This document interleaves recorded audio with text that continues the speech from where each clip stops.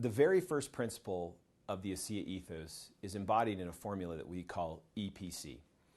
And the E2PC formula has been something we've been teaching really since almost the very first meeting we ever hosted in a field environment. Let me describe it quickly to you. E2PC is a formula that compares the relationship with our motivation and commitment to ego and economics, our commitment to principles, and compares that with our commitment and motivation to build capacity, which is the C part.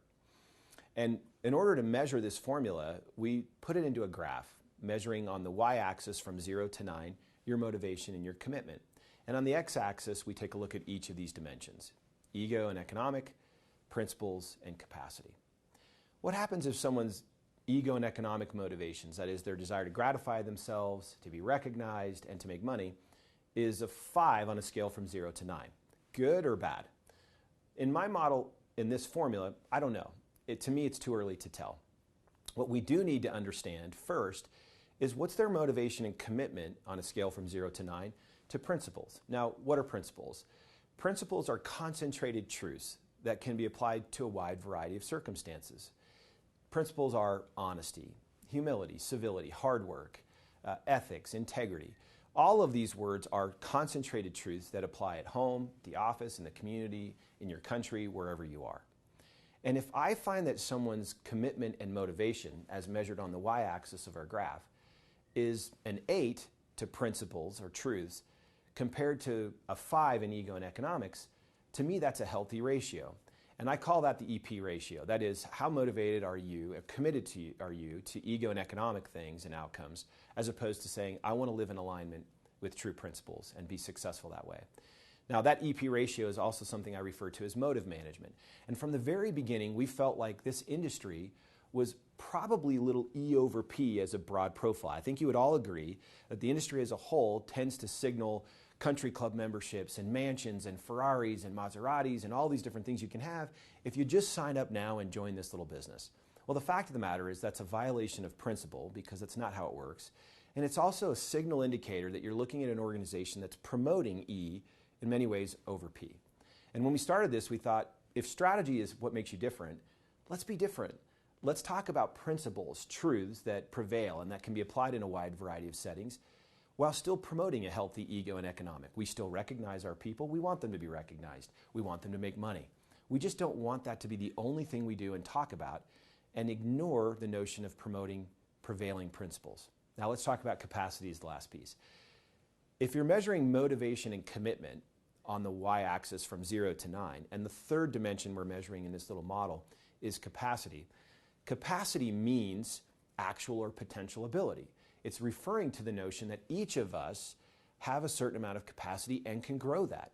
If I have a bottle of water that's a 16-ounce capacity, but only has 2 ounces in it at this time, the capacity still is 16, despite the fact that it only has 2 ounces. So people are the same. We have an unlimited amount of capacity or potential, and maybe some of our actual ability at this time is a little bit lower.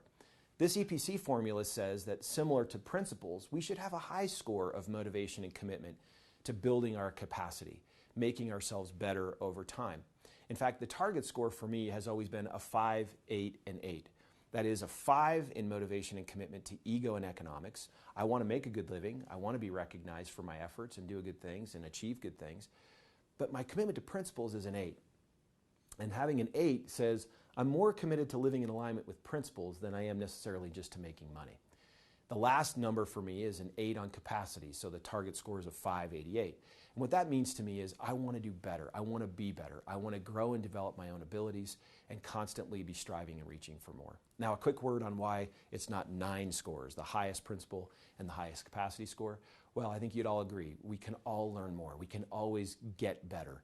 We can always learn new principles and apply them more effectively in our lives. And the delta between 8 and 9 on both principles and capacity for me says, hey, never suggest to yourself that you're already a 9. There's always room to continue to grow. Now, this little formula, for years I've had in a maxim or a saying that kind of carried the day for me, which was keep E under P, manage E under P, and drive up C. So the maxim I would share with you today is keep E under P, keep ego and economic motivations under your commitment to principles, and drive up your capacity. And if you do that, I can assure you, you'll have enduring success. It may take a little longer to get there, but it'll endure and sustain. There are lots of people that turn away from this model and have short-term success by promoting their ego and economic motivations. But over time, principles catch up, and typically those aren't the people that have enduring success. Okay, so in summary, let me just take a minute and summarize EPC. What does EPC really mean? Well, EPC means manage your motives. Never let your ego or economic motivations trump your commitment to living in alignment with true principles.